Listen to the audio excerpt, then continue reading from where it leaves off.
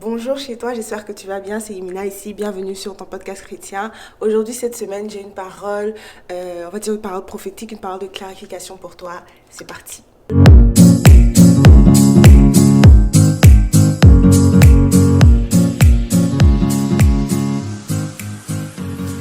Donc en ce moment, je suis en train de méditer. Je suis à la fin de ma lecture du livre de Deutéronome. Et je pense, je pense pas. Et ce livre, en fait, tombe à pic parce que justement, il parle d'un moment de transition, c'est-à-dire du désert jusqu'à Canaan, qui caractérise en fait cette saison en ce moment.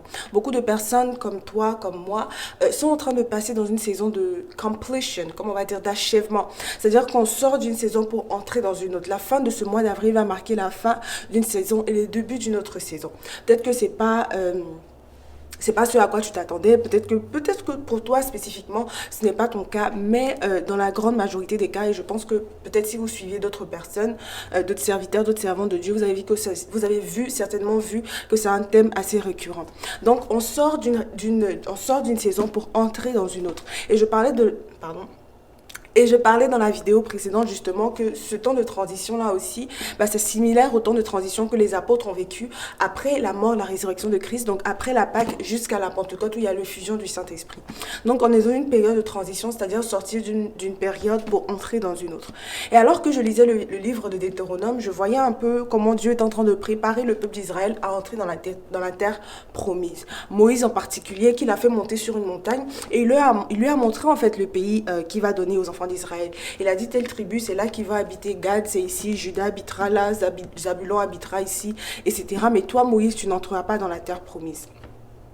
La chose qui m'a le plus touchée en fait dans ces derniers chapitres de Deutéronome, donc on parle de Deutéronome 32 jusqu'à 34, c'est que le Seigneur a dit, a appelé Moïse et Josué dans la tente d'assignation et il leur a dit je vais vous parler. Je vais vous parler parce que ce peuple que vous voyez là, quand ils vont entrer à Canaan, ils vont se prostituer. Ils vont se prostituer à d'autres dieux. Ça ne va pas arriver comme ça, ils vont manger, ils vont se rassasier, ils vont grossir et ils vont se prostituer à d'autres dieux. Et j'ai compris là un principe très intéressant ou un fait très important qui arrive à beaucoup de personnes, beaucoup d'entre nous qui rentrent dans la terre promise. C'est que pendant le désert, c'est très facile de prier. Pendant le désert, c'est très facile de rester dans des moments de communion avec Dieu parce qu'il y a le manque, il y a comment dirais-je, le manque, il y a la sécheresse, il y a la souffrance qui nous pousse en fait à rester dans la présence du Seigneur. Mais une fois arrivé à Canaan, on mange. On mange quoi? C'est le lait, c'est le miel, c'est des fruits, c'est des choses qu'il n'y avait pas en Égypte en fait. Non seulement on mange, mais on se rassasie. Donc c'est-à-dire que le manque est comblé dans la terre promise. Tout le manque qu'on avait dans le désert, tout le manque qu'on avait en Égypte sont comblés dans la terre d'Égypte. Et le truc, c'est qu'on est encore plus productif. Et donc on grossit, la parole dit. Donc ils ont mangé. Ils se sont rassasiés et ils ont grossi en fait. Donc ils ont vraiment profité ou récolté le fruit justement de tout ce qu'ils faisaient à Canaan. C'est-à-dire que leur productivité a été de telle sorte qu'ils ont grossi. Et quand on a fini ces trois étapes, passe ce moment où il y a la séduction qui arrive. Parce que là maintenant, tu n'as plus trop besoin de prier pour avoir telle ou telle chose. Tu n'as plus trop besoin de jeûner pour avoir telle ou telle chose. C'est-à-dire les portes s'ouvrent comme ça. Tu as d'autres types d'opportunités. Et la séduction arrive de telle sorte que tu vas te prostituer. Il y a des personnes entre nous ici, le Seigneur sait d'avance que tu es là, tu pries, Seigneur, donne-moi ce travail, donne-moi ce travail, donne-moi ce travail. S'il te donne, tu auras l'argent, tu vas l'oublier en fait. Tu vas l'oublier, tu vas manger, tu vas te rassasier, tu vas grossir, tu vas l'oublier. Il sait que tu es là, tu pries, Seigneur, je veux cette femme, je veux cet homme. S'il te donne ça, tu vas l'oublier en fait. Tous les principes du respect, de l'amour, de la soumission, tout ça là, à la poubelle. Tout le fait d'honorer le Seigneur avec ton corps, d'être humble. Non, non, non, tu vas commencer à te pavaner, montrer ça sur les réseaux et essayer de rendre les gens jaloux, mal parler aux gens, mépriser d'autres personnes qui ne sont pas dans ta situation, etc. Donc le Seigneur sait que, il sait. Et c'est ça en fait qui avait touché mon cœur. J'ai dit, mais Seigneur, tu sais qu'ils sont dans la terre promise et tu sais qu'ils vont se prostituer, tu sais qu'ils vont oublier ta loi, tu sais que... Et je me demandais, avant même d'arriver à ces chapitres-là, pourquoi Moïse était en train d'insister autant. Gardez les paroles gardez cette loi, gardez les paroles du Seigneur dans votre cœur, veillez sur votre âme, fortifiez-vous. Il parlait de la bénédiction, il a dit, ok, il y a la bénédiction. Je vous dis, la bénédiction qui est dans Deutéronome, je pense Deutéronome 28, c'est peut-être tu vois, la façon la Bible est divisée en colonnes comme ça. Peut-être que la bénédiction, ça va prendre tout ça, ok? La malédiction dont Moïse parle, ça prend tout ça. Je vais essayer même de chercher dans ma Bible, justement. Non, ok. La bénédiction commence au verset 28, ok. Voici le chapitre 28. La bénédiction d'Hétéronome que Moïse a prononcée sur le peuple d'Israël commence ici. Et ça finit ici. Vous voyez, ces deux petits trucs, ce petit truc et ce long paragraphe, c'est ça la bénédiction dont on parle. Si vous êtes de l'église d'honneur, etc., c'est pas mon église personnellement, mais il parle beaucoup de la bénédiction cette année. Donc c'est sur ce verset-là qu'on met la corbeille et ta huche seront bénies, tu seras béni à ton arrivée, béni à ton départ, sur le chapitre, au verset 5, etc. Et voici la malédiction en fait. La malédiction, ça passe d'ici. Ça c'est 1, ça c'est 2, la malédiction. Ça c'est 3, ça c'est 4. Ça c'est 5 et ici. Donc la malédiction dont Moïse parle, c'est bien plus important, bien plus énorme en fait. C'est-à-dire que les conséquences de la désobéissance à cette loi qu'il leur donnait sont bien plus graves en fait, bien plus destructrices en fait que tout ce que la bénédiction peut leur apporter.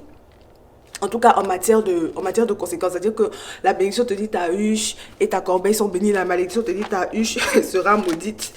On dit ta corbeille et ta huche seront maudites. Le fruit de tes entrailles, le fruit de tes sottes, tu seras maudit à ton arrivée, maudit à ton départ. Le Seigneur reverra contre toi la malédiction, le trouble, la menace au milieu, etc. Donc, je regardais, je comprenais dans le discours de Moïse, justement, qu'il y avait cette peine-là. Il leur parlait comme si n'abandonnez pas le Seigneur, n'abandonnez pas, parce que justement, quand on entre dans la terre promise, les combats de Canaan, ce ne sont pas les combats du désert, ce ne sont pas les combats de l'Égypte. Tu vois, dans Canaan, c'est l'opulence, c'est la gloire, comment dirais c'est l'abondance, voilà, c'est le mot que je cherchais, c'est l'abondance. Et donc là-bas, le combat, c'est pas, Seigneur, comment est-ce qu'on va manger, Seigneur, comment est-ce qu'on va boire, parce que ce sont des choses que l'Éternel donne déjà vous donne déjà. Je me rappelle que dans la bénédiction qu'il donnait à une des tribus, il leur disait que vous aurez la meilleure rosée du matin, vous aurez les meilleurs fruits, vous aurez la meilleure terre, vous aurez les meilleures eaux d'en bas. Tout ce qui est, vous aurez le meilleur de tout en fait. Donc là, le problème du manque, le problème de la provision, ce n'est plus un problème, ce n'est plus l'un des combats de Canaan. À Canaan, il y a d'autres types de problèmes, il y a d'autres types de combats. Ok, c'est d'autres types d'ennemis, comment dire, oui, c'est d'autres types d'ennemis, c'est d'autres types de combats. Et donc la loi qu'il leur donnait, c'était proportionnel à ce qui les attendait là-bas. Mais justement, quand on entre en Canaan, on pense qu'on va avoir les combats du désert. C'est-à-dire que quand le manque n'est plus un problème, on se dit, ok, ça va. Mais non, dans Canaan, il y a d'autres types de combats. Donc ce que je veux te partager aujourd'hui en cette saison, ok, c'est que tu finis une saison, tu entres dans une autre. Mais là où tu t'en vas, c'est d'autres combats. Là où tu t'en vas, c'est d'autres défis. Là où ça n'a rien à voir avec là où tu viens, etc. Si je parle en des termes concrets, peut-être que tu avais des défis d'argent. Peut-être que tu n'avais pas de contact. Peut-être que, comment dire, tu avais un mindset défaillant, tu avais une mentalité de pauvreté, de manque, tu avais une mentalité, je sais pas, de rébellion, etc. Donc l'Éternel a travaillé ça sur toi. Du coup, tu entres en Canaan en comprenant l'honneur envers tes autorités, l'honneur envers, je sais pas, ton conjoint, l'honneur envers tes frères, tes sœurs, bref. Tu comprends aussi que tu as une autre dimension d'amour dont tu arrives à aimer, tu arrives à pardonner, etc. Donc tu te dis, ah bah ok, ça va, genre, où tu rentres encore dans ta nouvelle saison avec une capacité financière plus élevée, avec de nouvelles opportunités. Donc tu te dis, bah ça va en fait. Mais arrivé à Canaan, le combat, c'est pas est-ce que tu as $200 pour donner dans la dîme, est-ce que tu peux arriver à pardonner. Là-bas, des combats, c'est est-ce que au milieu de la tentation, c'est-à-dire que quand tu commences à rencontrer, j'ai parlé à mes sœurs. Tu étais en Égypte. Ah, ça, c'est une parole pour quelqu'un. Tu étais en Égypte, tu rencontrais des gens bizarres. Ok? T'étais des gars, tu sais que. Voilà, des gars de l'Égypte, tu vois, les enfants d'Égypte et les enfants du désert. Maintenant, tu arrives à Canaan, s'il te plaît. Tu arrives à Canaan, là-bas, tu vois, le niveau de Canaan, c'est pas le niveau de l'Égypte. Le niveau de Canaan, c'est pas le niveau de l'Égypte. C'est-à-dire que je te parle, tu me comprends. Je te parle d'un niveau, tu vois. Et arrivé là, tu vas oublier tout ce que le Seigneur te dit. Ah, tu vas commencer à te corrompre. Le Seigneur dit, non, ne vous mettez pas sur un joug étranger. Donc pour toi, quelqu'un qui n'a pas Christ, ça ne doit même pas être dans tes critères. Ça, tu oublies. Ça, tu oublies. C'est comme ça que Salomon s'est corrompu, justement. C'est dans les petits, peut-être que, mais finalement, bon, il va se convertir après. Parce que tu vas rencontrer la qualité. Mais dans la qualité, là, est-ce que tu seras capable de garder les commandements du Seigneur? Est-ce que tu seras capable de garder les critères du Seigneur? Est-ce que tu seras capable de rester affermi, de rester, c'est-à-dire posé sur les principes que Dieu t'a donnés, sur les standards que Dieu t'a donnés, et ne pas te laisser corrompre par des choses matérielles ou des à peu près, en fait. Toi, le Seigneur t'a dit, c'est ABC. Le diable t'envoie A prime B, C. C'est pas ça en fait. Le petit prime là, oui, c'est la petite chose qui fait la différence. Quand tu vas arriver à Canaan, maintenant tu feras plus, je sais pas, à 15 dollars de l'heure, tu fais 30 dollars de l'heure. Bon, ok, que tu as commencé à être orgueilleux pour ce que tu as arrivé, ne plus donner ta dîme, comme le pasteur Mohamed Sanogo disait, maintenant dimanche c'est devenu ton jour de plage au lieu d'aller à l'église, etc. C'est là-bas, c'est ça vraiment les combats de Canaan. C'est que la séduction vient sous une autre forme. C'est plus des choses très très évidentes comme ça. C'est dans la subtilité en fait. C'est dans la subtilité. Donc quand vous voyez des gens que Dieu a élevés qui continuent d'être fidèles, prier pour ces personnes-là, admirer ces personnes-là, parce que c'est pas facile. La corruption vient, la corruption vient de manière très très subtile. C'est-à-dire qu'il faut un discernement aiguisé. C'est-à-dire le diable imite le Seigneur à un détail près, à un détail près. Je vous dis un détail près. Le Seigneur dit c'est une robe rouge, le diable envoie une robe rouge avec une fleur bleue ici. Bon, c'est qu'une fleur bleue, mais c'est pas ce que le Seigneur a dit. Donc dans Canaan, c'est d'autres types vraiment de défis. Et la raison pour laquelle Moïse était très triste par rapport à ce qui allait arriver, la raison pour laquelle Moïse était très triste de ne pas entrer, c'est parce qu'il savait que s'il n'était plus là, s'il n'y avait personne pour guider ce peuple-là, ils allaient facilement aller se corrompre. C'est-à-dire, il les regarde et puis dit, je connais votre rébellion, je connais la roideur de votre cou. Tu vois la roideur de ton cou, c'est-à-dire qu'on te dit de regarder en bas, on te dit de regarder là-bas, tu es là. Regarde là-bas, tu serres tes pans. On dit, tourne ta tête, tu veux pas, tu serres tes pans. La roideur de ton cou, en fait. Il connaît leur rébellion. Il leur a dit que moi-même, quand j'étais là, vous désobéissez au Seigneur. Imaginez quand je suis plus là, quand je serai plus là. Bah, heureusement, le Seigneur lui a donné un successeur. Mais on voit dans le livre de Juges, le Seigneur dit qu'à chaque fois qu'il y avait un juge, donc une personne de type Moïse ou Josué, à chaque fois qu'il y avait un juge, Israël était bien, il respectait le Seigneur, ça allait bien pour 40 ans. Une fois qu'il n'y avait plus cette personne-là, c'est fini, ils retombaient encore, ils allaient dans leur truc, ils désobéissaient au Seigneur, c'était la misère, c'était le trouble, c'était la catastrophe. Avant qu'ils viennent se repentir, le Seigneur, il est vraiment patient, tu vois. Il est vraiment patient. Parce que là, waouh, il est vraiment patient. Donc voilà, dans Canaan, c'est d'autres types de défis. C'est vraiment d'autres types de défis et il faut se préparer d'avance. Mais ce qui me plaît, ce qui me réjouit encore plus, c'est que nous ne sommes pas à la place d'Israël. C'est-à-dire que nous ne rentrons pas à Canaan simple comme ça où le Seigneur nous envoie et puis voilà. Non, eux, ils avaient Moïse. Il fallait que quelqu'un soit là pour le donner, enfin, quelqu'un de physique soit là pour les chicoter, pour les reprendre, pour les corriger à chaque fois. Et s'il n'y avait pas cette personne-là, ils allaient faillir justement. Mais je bénis le Seigneur que nous sommes dans ce temps de la grâce-là. Parce que la parole dit quelque chose une promesse qui nous donne l'assurance que même quand on va rentrer dans Canaan, même quand le Seigneur va nous élever, va nous donner ces nouvelles choses, lorsqu'il va nous exposer à ces différences, on va arriver à réussir. Pourquoi? Il dit dans Acte 1 au verset 18, non, Acte 1,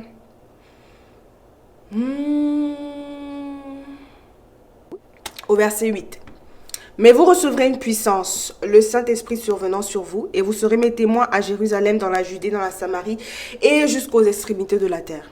La raison pour laquelle tu t'en vas dans Canaan, c'est pas pour tes beaux yeux bien qui sont magnifiques. C'est pas pour ton teint qui bavarde, s'il te plaît. Ok, j'arrête. Ce n'est pas pour des choses futiles. Le Seigneur t'envoie pour que tu sois un témoin. Pour que ta vie, pour que ton témoignage impacte. Le Seigneur t'envoie dans cette nouvelle ville, dans ce nouveau pays, dans cette nouvelle église, dans cette nouvelle relation, dans cette nouvelle carrière. Le Seigneur t'envoie dans cette nouvelle dimension, dans cette nouvelle... je sais pas, dans ce nouveau niveau, le Seigneur t'envoie dans ce nouvel environnement. Il t'envoie dans ce nouvel environnement pour que tu ailles le servir de témoin. Pour qu'on te voit et puis on dit, oh waouh, celui-là c'est un producteur de film, mais quelle grâce. Il sert le Seigneur Jésus. Pour qu'on dise, oh, cette femme, franchement, elle est extraordinairement disciplinée, elle est excellente dans son travail, quelle grâce, elle sert le Seigneur Jésus. Pour que tu ailles lui servir de témoin. Il dit quoi? Vous serez mes témoins, vous recevrez une puissance. Parce que tu ne peux pas rentrer en Canaan sans la puissance du Saint-Esprit, tu seras corrompu comme Salomon. Tu seras... Des fois, on pense qu'on est trop extraordinaire, hein, alors que... en un clic comme ça, on tombe en fait. En un clic comme ça... on tombe, tu sais pas d'où le piège est sorti en fait. Ne pensons pas que on est trop, que nous on est trop au-dessus de Salomon parce que évidemment on a reçu le Saint-Esprit, mais il faut savoir que justement c'est le Saint-Esprit qui fait cette différence-là. Mais si on te met avec Salomon, peut-être qu'il n'y a pas match, tu vois. Te dire, oh lui il est tombé, il a eu 700 femmes, non, non, non, non. On n'est pas trop différent de lui en fait. On est tout aussi humain, on est très humain en fait. Donc je pense qu'un peu d'humilité, faut reconnaître que c'est le Saint-Esprit qui fait la différence. Il dit, vous recevez une puissance. Le Saint-Esprit survenant sur vous, le consolateur qui nous a été promis, ce n'est pas un être humain comme d'autres religions, par exemple, veulent nous le faire croire. C'est le Saint-Esprit dont il s'agit. Le Saint-Esprit survenant sur vous, et vous serez mes témoins. Et vous serez mes témoins à Jérusalem, dans toute la Judée, dans la Samarie et jusqu'aux extrémités de la terre. Donc, il faut voir un peu. À Jérusalem, c'était avec les Juifs et tout ça. La Judée, c'était le territoire un peu plus... Quand on expanded... le territoire un peu plus élargi, la Samarie c'était chez les païens, les extrémités de la terre, c'est jusqu'aux extrémités de la terre justement, c'est d'autres nations, etc. Donc il y a différents groupes ou différents secteurs ou environnements ou zones où l'Éternel nous envoie. On voit que Pierre, lui c'était un juif, il ne voulait pas annoncer la parole à Corneille parce que les juifs ne parlaient pas avec les païens, mais l'Éternel lui a dit, n'appelle pas impur ce que moi j'appelle impur. Donc moi je t'appelle pour aller influencer la maison de Corneille. Tu vas dans la maison de Corneille, tu lui parles, tu lui annonces l'évangile. Philippe, si je me trompe pas, c'était un diacre. Le Seigneur l'envoie dans le désert pour aller prêcher à l'eunuque éthiopien. L'Éthiopie, c'est en Afrique. Et voici une personne qui s'est fait baptiser, qui a accepté Christ, qui est retournée dans son Afrique. Donc, le Seigneur nous envoie dans des eaux différentes, donc différentes. Pour certains, c'est à Jérusalem, donc avec des gens de ta communauté, avec des gens que tu connais, en Samarie avec des personnes que tu ne connais pas. On a vu très souvent, c'est sûr que vous avez vu la publication de cet homme de Dieu qui est au Pakistan, donc un Congolais au Pakistan, c'est un Juif en Samarie, ou voilà, jusqu'aux extrémités de la terre. Donc le Seigneur nous envoie dans des zones différentes, que ce soit dans la mode, dans la politique, dans la géologie, dans l'ingénierie, que ce soit même dans le ministère à temps plein, ministère des femmes, ministère des enfants, créer des dessins animés, comment dire, en français et biblique, sur des histoires bibliques qui sont très interactives, tu vois, c'est pas que des histoires un peu tristes et tout ça, mais très interactifs en épisodes, créer des séries, voilà, des vêtements modestes pour les... Enfin, ça dépend de tout, partout. Le Seigneur t'envoie quelque part pour que tu sois son témoin. Mais toi, tu n'as pas besoin de Moïse, tu n'as pas besoin de Josué. C'est-à-dire, laissez-moi reformuler, ou toi, ton Moïse ou ton Josué, c'est le Saint-Esprit. C'est le Saint-Esprit qui va s'assurer que tu t'en vas dans cette nouvelle zone, tu t'en vas dans dans ce nouveau territoire, c'est le nom. Tu vas dans ce nouveau territoire, c'est lui qui va assurer ta victoire, c'est lui qui va te conduire, c'est lui qui... Voilà, c'est lui qui va guider tes pas en fait. Tout dépend de ta soumission. Tout dépend de ta soumission, tout dépend de ta soumission. Pareillement, des fois je viens ici, je ne sais même pas de quoi je vais parler, mais tout dépend de ma soumission. Est-ce que je ferai confiance au Saint-Esprit pour me guider? Est-ce que je ferai confiance au Saint-Esprit pour me lancer justement dans ce qu'il veut, pour parler en fait? Est-ce que je lui ferai confiance avec cette chaîne où je vais tellement négliger, où je vais tellement trop me l'approprier qu'au final, ce n'est pas le message de l'évangile que je viens prêcher, c'est des choses hors de ce que l'Éternel veut. Bref. C'est ce que je voulais partager avec vous aujourd'hui. Tu rentres à Canaan, sache qu'il y a de nouveaux défis. Sache que la tentation viendra sous une forme bien plus subtile, d'où la nécessité d'avoir un bon esprit de discernement et aussi de rester connecté au Saint-Esprit pour qu'il te guide. Amen. Moi-même, je suis fortifiée. Le Saint-Esprit fait un job excellent sur cette chaîne et je glorifie son nom. Donc, coucou aux nouveaux abonnés. J'espère que vous allez bien. J'arrive pas ou je cherche même pas à voir c'est qui exactement, mais que le Seigneur vous bénisse. Partagez cette vidéo. Je sais que elle va encourager beaucoup de personnes. Et n'oubliez pas, restez dans la parole, restez connectés au Saint-Esprit du mieux que vous pouvez. C'est-à-dire, ne cherchez pas à vous connecter à lui seulement. Ne cherchons pas à nous connecter à lui seulement lorsqu'on a besoin de lui seulement pendant les prières du matin, du soir ou pendant les rencontres de prière. Chaque jour, voilà, à chaque instant, demandons son avis, appelons-le. Et c'est lui qui sait mieux que la personne que nous serons dans Canaan. C'est-à-dire, même si le Seigneur t'appelle à changer radicalement de carrière ou de style ou de... Voilà, ou quoi que ce soit en fait, comme quelqu'un dit, don't Google your way into your purpose. C'est-à-dire que si l'Éternel te dit, tu seras architecte, ton premier réflexe, c'est de lui demander à lui, parce que c'est lui qui t'a dit, c'est lui qui peut te donner les astuces, comment est-ce que tu dois t'y prendre, etc. Ne prends pas ce que le Seigneur a dit, et puis va chercher sur Google pour faire toi-même ton propre plan, pour essayer de toi-même faire ce que l'Éternel lui-même t'a demandé. J'espère qu'on se comprend. Bref, ce que l'Éternel te révèle, il te dit d'être plus créatif, ouvre cette entreprise, commence ce projet, commence ce programme, demande-lui les détails pour cela. Il va te guider dans toute la vérité. Il te guidera dans toute la vérité. So don't Google your way into purpose. Ne Google pas ton chemin dans ta destinée. Laisse le Saint-Esprit te conduire. Ne prends pas le plan du Seigneur pour aller construire toi-même ton propre bâtiment. Prends le plan du Seigneur, assieds-toi avec lui, collabore avec le Saint-Esprit. C'est lui qui va éclairer toutes choses. On va prier pour terminer. Merci Seigneur pour ces paroles que tu as relâchées dans mon cœur, dans le cœur de ma soeur et de mon frère. Je prie Seigneur que cette parole germe et porte du fruit en abondance. Je prie Papa que alors que chacun d'entre nous entre dans Canaan, qu'il y ait une nouvelle dimension, qu'il y ait un nouveau territoire, que nous marchions avec toi Seigneur, que nous n'oublions pas les paroles que tu nous déclares aujourd'hui, les promesses que tu nous fais aujourd'hui, les conditions que tu demandes de nous, que tu requiers de nous aujourd'hui Seigneur, que nous ne fléchissons pas, Seigneur, que nous ne soyons pas encore plus paresseux dans la prière, dans la méditation de la Bible, parce que nous avons l'abondance, parce que nous avons l'opulence, mais que Seigneur, nous redoublons encore d'efforts pour que l'impact soit authentique, pour que l'impact soit vrai, pour que l'impact soit sponsorisé par toi, Saint-Esprit.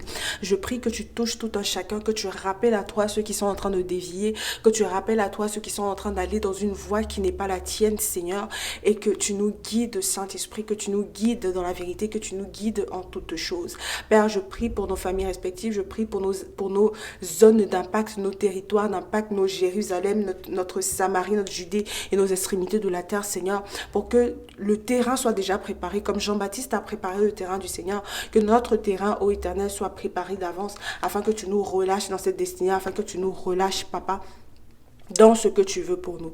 Saint-Esprit, garde-nous, conduis-nous et fais en sorte que nous ne soyons pas de ceux qui se prostitueront une fois entrés dans Canaan, qui iront après d'autres dieux, qui dévieront de ta voie, Seigneur, mais que nous fassions partie de cette race d'enfants qui est plus accrochée à toi qu'aux choses matérielles, qui est plus accrochée au Dieu du territoire qu'à ce territoire lui-même, qui est plus accrochée à toi qu'à toute autre chose. Saint-Esprit, règne dans nos vies. Et que toute la gloire te revienne, Papa. C'est au nom puissant de Jésus que nous avons prié. Amen. Amen, amen, amen. On se retrouve la semaine prochaine pour une autre vidéo. Que le Seigneur vous bénisse.